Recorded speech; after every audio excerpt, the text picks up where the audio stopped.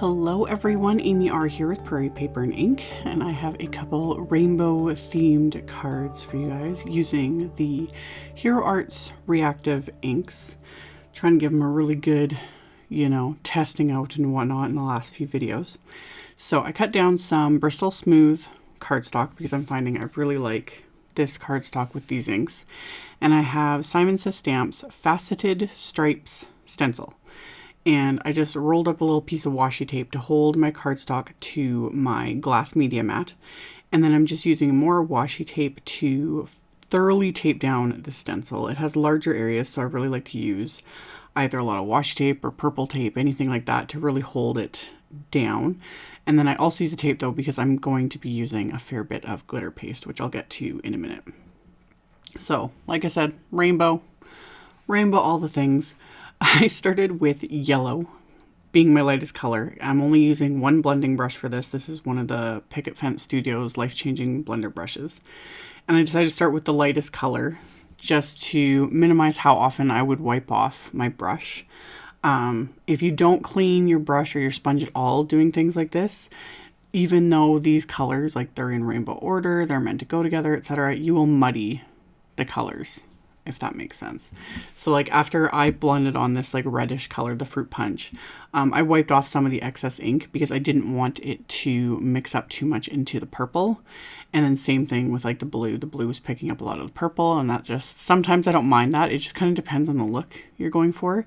But if you're finding when you're doing any sort of like rainbow blending and the colors are looking really muddy, that would most likely be why. Either use like separate brushes or do like I'm doing and just kind of wipe off between certain colors, and then you're good to go. So I wiped off the excess ink, not only from my brush, but also from the stencil with just my microfiber cloth, just because I didn't want the glitter paste picking up like all that ink and then just, muddying it even more. And then for the first one, I am applying Nuvo's Moonstone Glimmer Paste, which is just, it's been a favorite of mine for a long time. I've gone through so many containers of this stuff. I just love it. So I applied a coating over the entire background. And then as soon as I was done, I wiped off my palette knife. I removed the stencil and I washed or like wiped off everything off the stencil because any type of glitter paste it adheres like a rock to stencils and whatnot. So I just clean it off immediately and it's good to go. So then I set that aside to let it dry. And then I'm doing the exact same thing with the second card, but I rotated the stencil, and it's funny with one like this, it looks completely different. Like you can rotate it, the 4 different ways, and it just creates kind of a different look each time. So I rotated it and then applied the inks. Same idea. This time though, I applied the inks much heavier. Got a much stronger saturation of the ink. So it just, that alone creates kind of a different look. Whereas the first card, it was a bit softer of an ink application. So again, went through, started working kind of lightest to darkest in a sense, and then would just kind of wipe off my brush in between some of the colors onto my microfiber cloth, which, like I mentioned in my last video, this thing is getting absolutely filthy. I need to wash it. I need to wash it. It just, I end up like using it and just don't want to kind of wait. I need to get a few extras to have in my studio because I use them all the time. So same thing.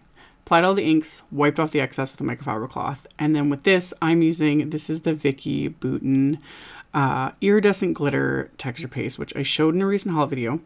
And this was kind of an experiment on my part because I knew like this stuff is very, very chunky. It has huge pieces of mylar glitter in it, which are really fun. But I was like, I wonder if this is even going to work over like a stencil like this, because there's this great big, like almost like sheets of glitter in it, which are really fun. But I was like, I don't know how this is going to work with stencil, but I was like, let's just try it.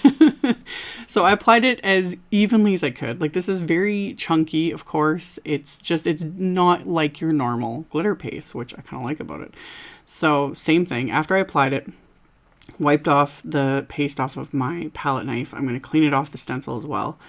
When I peel off the stencil, obviously, and it's hard to see because I'm filming straight down. When I peel off the stencil, it lifts a lot of that mylar obviously, because they're large chunks.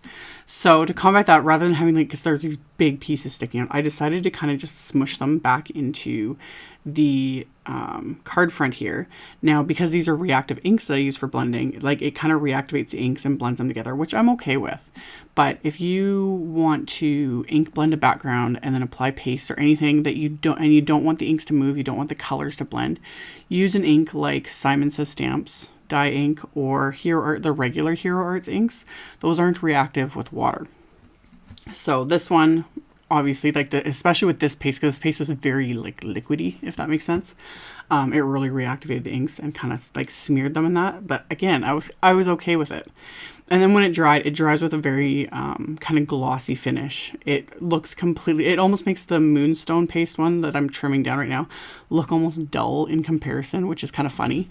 But that's also my filming. Like as I'm filming, I have just my side lights on and not any natural light. So you don't see as glittery as it is. But they each have their unique kind of properties and they're both fun. It was just fun how using the exact same inks, the exact same stencil, exact same technique, but two different glitter pastes created two completely different card fronts.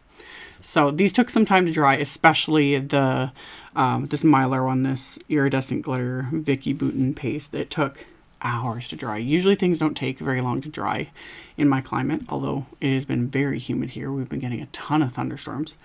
But yeah, these took hours to dry. So usually anything like this, you just set it aside, go work on something else, go feed the kids supper, you know, that kind of stuff. So I let them dry, trim them down with my paper trimmer. And then I'm stamping sentiments for the inside of the card. I had already die cut the sentiments for the outside of the card. I'd shown the die cuts on my release and review video for the Simon Says Stamp Believe in You release. And the footage I had of me assembling those die cut sentiments, completely unusable. It was out of focus and I was barely like in the camera frame because you know, I was flying by the seat of my pants, but I'll show those in a minute. So for the sentiments, I am using the Greetings Mix 1 stamp set, which I'm quickly becoming obsessed with. And I white heat embossed them onto black cardstock. And I pulled out this oldie but goodie, the nested banners, wafer dies.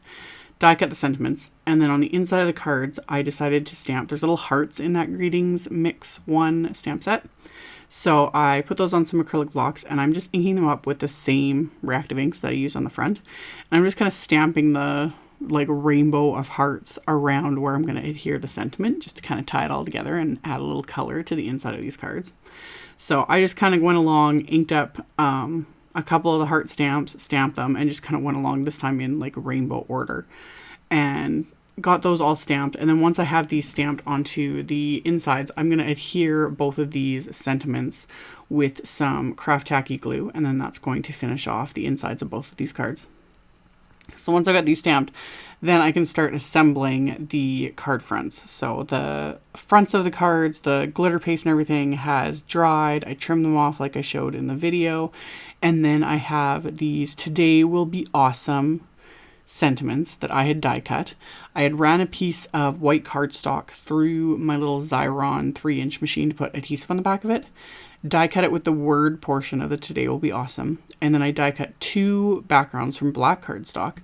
And then one I adhered just the letters to, and then the other one I adhered just the outline to. So I basically kind of got like 2 for 1 out of the one word die cut, if that makes sense. So I'm going to adhere my glitter paste panels to my card bases with kraft tacky glue.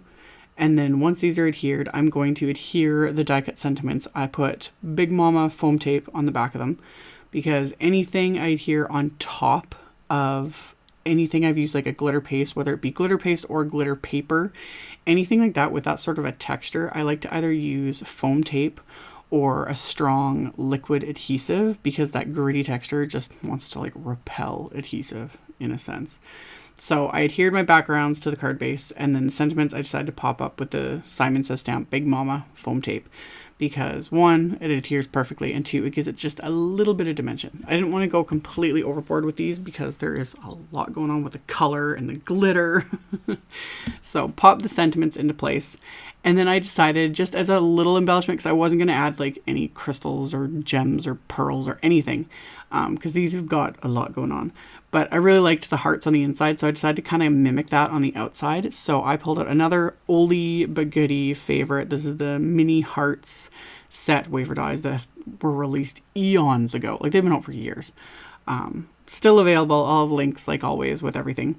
But I die cut them from black and white cardstock, and just decided to adhere just a couple to each of the cards to, you know, tie it all together. Plus, I just thought they were just a nice pop, you know, with all the rainbow and everything going on. So I decided which one was going to get the black hearts, which one was going to get the white hearts. And once I was happy with that, I'm going to adhere these into place with just dabs of the Kraft tacky glue. And I just picked them up with my jewel picker, since they're like just a little tiny, easiest way to kind of get them into place. And then once they're adhered, I'm going to coat all of these hearts with some Nuvo crystal glaze. So it'll just give it a little bit of dimension, a little bit of shine, and then leave it at that. Nothing else. No more glitter, no more craziness, because these cards are super glittery. They're just fun. So once I had the crystal glaze in place, then I had to set these aside for a while to dry as well. Although the crystal glaze definitely dried way faster than that glitter paste. Especially, like, yeah, that Vicki Boutin one takes a good long time. Like I said, it's really liquidy. It takes a while to dry. Next time I'm going to plan, when I use it, I'm going to plan a little more ahead and like probably let it sit and dry overnight. Just because, as usual, I'm like always running out of time, that fun stuff. So let this all dry, and that finished off the cards. So this is part of a blog hop. There will be links to the other hoppers in my blog post. There's a giveaway, all that fun stuff. I will have a direct link below the video to my blog post, and then there'll be all the info about the blog hop. This is day 1 of blog hops, because there's going to be 2 days of tons of inspiration and giveaways and all that fun stuff for this release. And all that info will be below, as well as links to all the supplies I use, so you can check that out if you're interested. Thank you all so much for watching, and I will see you all in the next video. Bye!